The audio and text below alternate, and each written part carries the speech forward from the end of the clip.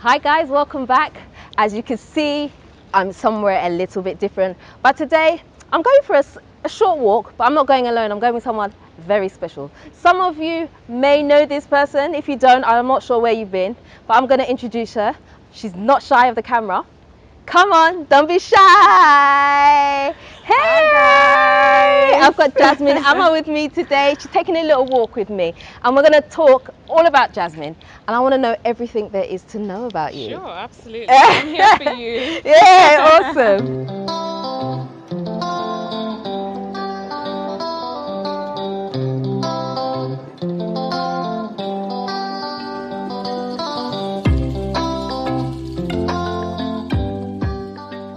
So today I want to get to know all about Jasmine Ama because on camera you seem kind of like a little bit quiet, a little bit reserved. Yeah. But when I go to your Instagram, yeah, I'm like, this girl's like fire. I'm like, this is Jasmine. Is she sure? Like your pictures are like lit. Oh, Like, thank fire. you. Like how? I'm like, I'm struggling to merge the two people. Yeah. So tell me about yourself.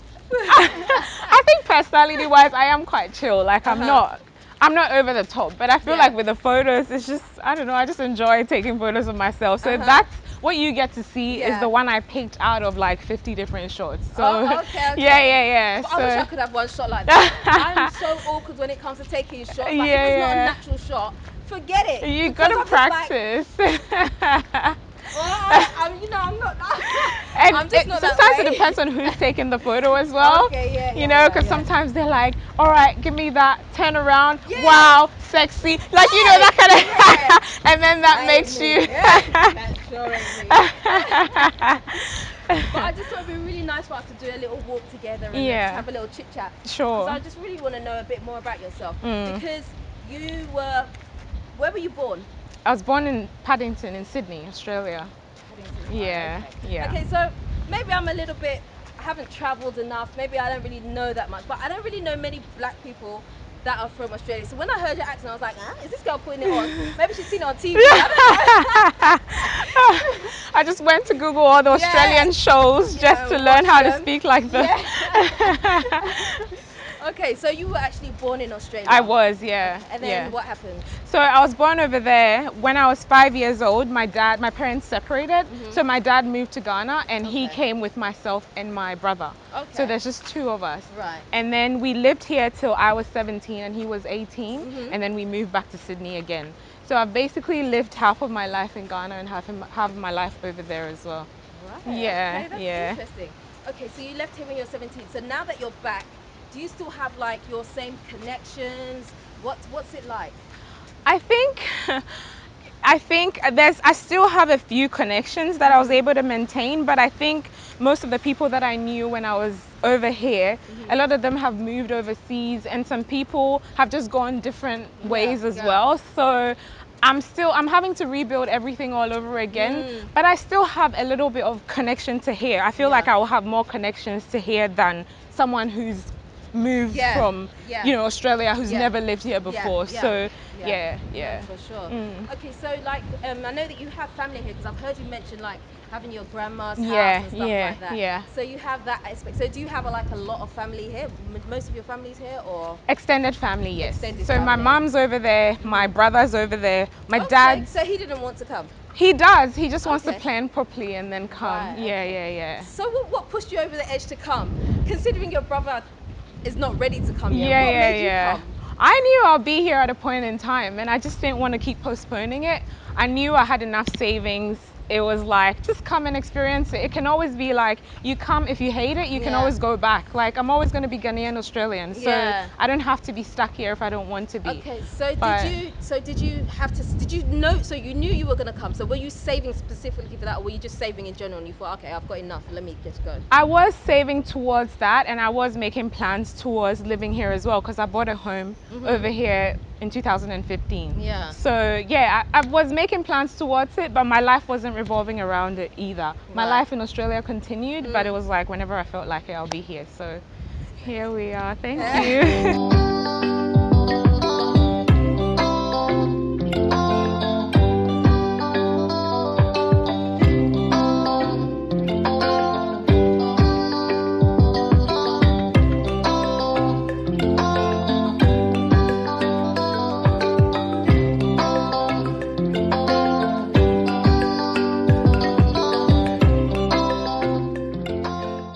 So now I know a little bit more about you, and now I can't remember what I'm going to say. That happens. Just gone blank.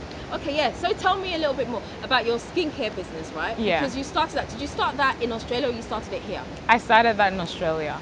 So it was initially it was just shea butter. I was just selling shea butter because shea butter wasn't really available over there. So I started selling it in its pure form. Okay. And then over time, I mean, I was using it as well, but I feel like shea butter is always better when you whip it with other oils. Yeah, absolutely. So then I started doing that. And then actually, wait, that's not where it started. It started when people kept asking me about my natural hair. People kept asking me, what do you put in your hair? How do you take care of your hair? But at that time, I wasn't really doing anything special. It was just shea butter. So then I started selling that to them. And then over time, I started whipping it. And then I just became really interested. So I started like learning about it, reading about how to care for your hair, how to make lotions, how to make, you know, not just the oil stuff, but stuff that you can mix with water and stuff like that. And then over time it became a thing. So I was just selling online whilst I did my regular full-time work as a social worker. Okay, and so you just decided to bring the business with you? Yeah, that's right. Okay, and you ship internationally? I do. I ship worldwide basically. Okay. There's only like a few countries here and there that I don't ship to, but most of the countries I ship to. Okay. Yeah. So what was your plan when you moved here? Was your plan that you were just going to do skincare? Because I know you started like your YouTube channel before you moved. That's right. Did you intend on carrying on with that, or Yeah. what was going to be your focus for income when you moved here? So my focus for income was going to be my skincare hair care line actually. Yeah. So I was already making a little bit of money from YouTube when I was in Australia, but it wasn't much. It was like $300. Yeah. But because I loved doing it, it was always a hobby. So I knew I was going to continue to do it just to document my experiences about moving to Ghana and what it's been like and all that.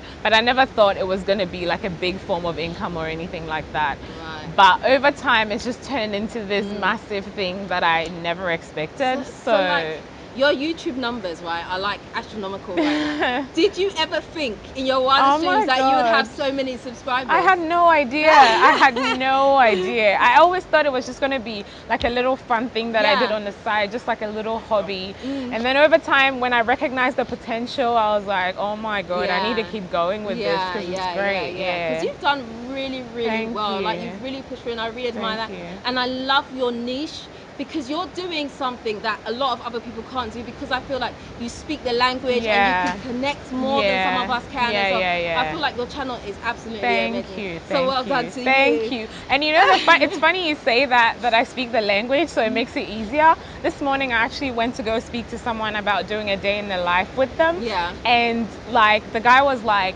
Pacho, bro, for now, they you know, like, I'm confusing you. So I had to get Aisha to explain what I was trying to say because, but I feel like I speak Tree quite well. But he was like, But there's some words that I just don't know with the Tree. So like, I do mix it a lot, but you work your way around. I do. You can have a decent conversation. Oh, absolutely, absolutely. So you're good I'm to good, go. absolutely. You're good to go. You shame the rest of us. Yeah. You know the basics, don't you? What, Mitumi Kasachi? No, Mitumi Kachi, not Kasachi. So say Kachi. Mitumi Kachi. Mitumi Kachi. That's it. Okay, Mitumi Kachi. Yeah. See, I got that one down. Okay. Yeah. Awesome. If you say Mitumi Kasachi, it's like I can.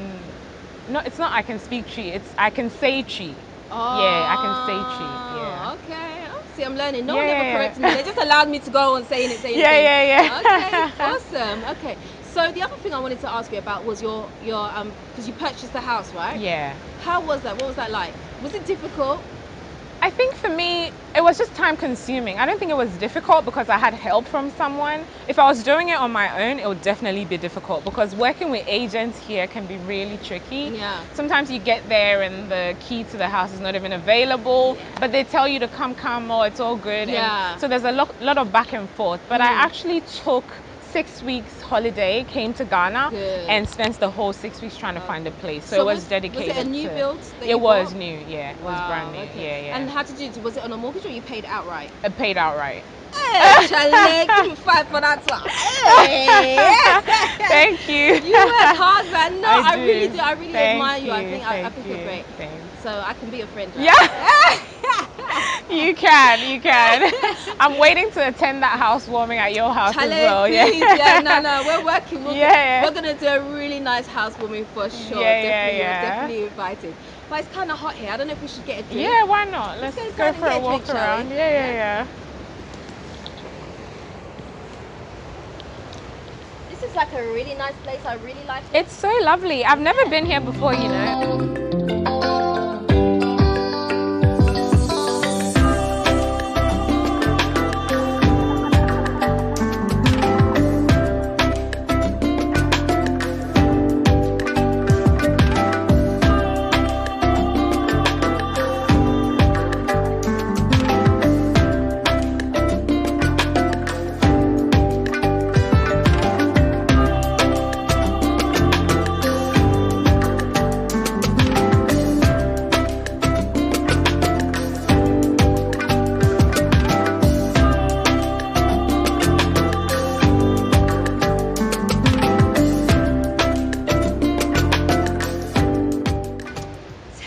Something that nobody perhaps knows about you. It doesn't have to be too deep, don't get me wrong. Yeah. Just something about you that perhaps not everyone would really know.